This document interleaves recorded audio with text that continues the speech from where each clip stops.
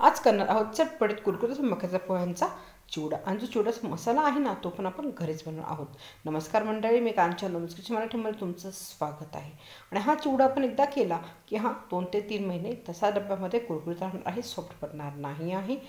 शेवटपर्यंत बघा. चला तर मग रेसिपीला सुरुवात करूयात.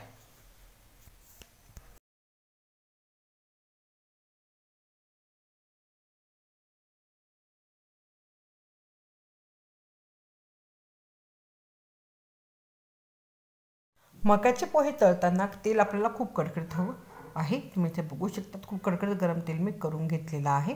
आणि ह्यामध्ये मी टाकणार आहे आता पोहे. तुम्ही बघू शकता, पोहे टाकल्या ते लगेच असे वरती येत आहे. म्हणजे तेल आपलं अशाच प्रकारे परफेक्ट गरम हवं आहे. म्हणजेच आपला पोह्यांचा चिवडा जास्त वेळ कडक राहील, नरम पडणार नाही. आणि जर तुम्ही कच्च्या तेलात तो तळला ना, तर ते व्यवस्थित तळले जात नाही आणि तो खाण्यासाठी पातळ पण लागतो. त्यामुळे पोहे तळताना आपल्याला ही काळजी घ्यायची आहे.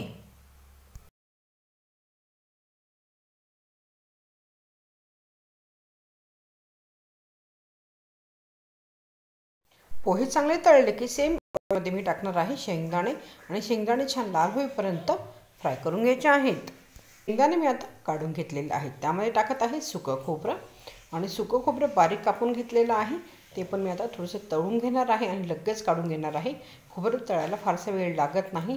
ते तेलामध्ये टाकलंच की लगेच लाल व्हायला सुरुवात होते. तुम्ही ते बघू शकतात.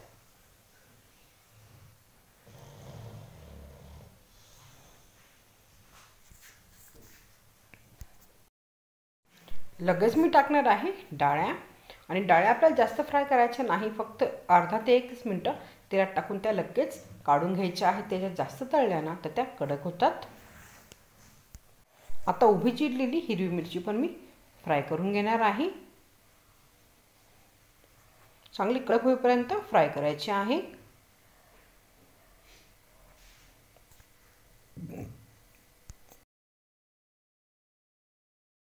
आता सेम ऑइलमध्ये मी कढीपत्ता पण तळून घेणार आहे. कढीपत्ता आता स्वच्छ धुवून घेतला होता आणि पुसून घेतला आहे. आपण चांगला कडक होईपर्यंत फ्राय करून घेऊयात. आणि आमचूर पावडर, लाल मिरची पावडर, हळदी, पिठी साखर आणि चवीनुसार मीठ, थोडासा किचन किंग मसाला. काळ्या शेंगदाणे, खोबरं, हिरवी मिरची आणि कढीपत्ता व्यवस्थित फ्राय करून एका प्लेटमध्ये काढून घेतलेला आहे. हे मी नंतर शेवटून टाकणार आहे. पोहे फ्राय केले होते त्यावर टाकणार आहे आपले मसाले, पिठी साखर आणि आमचूर पावडर. व्यवस्थित आपल्याला हे मिक्स करून घ्यायचं आहे. नंतर आपण शेंगदाणे आणि ते टाकणार आहोत.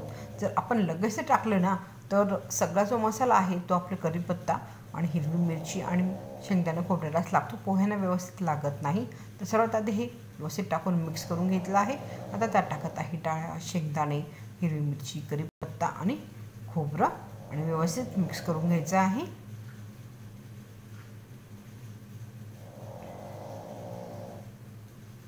आमचूर पावडर भरपूर वापरायची आहे, म्हणजे टेस्ट छान येते. मी ते चाट मसाला वापरलेला नाही आहे. व्यवस्थित मिक्स करून घेणार आहे. आणि इथे आपला कुरकुरीत असा आता मक्याच्या पोह्यांचा चिवडा खाण्यासाठी रेडी झालेला आहे.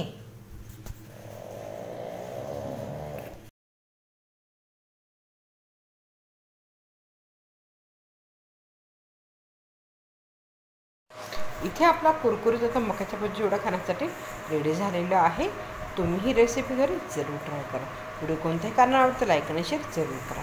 आणि माझ्या चॅनलला सबस्क्राईब करायला विसरू नका.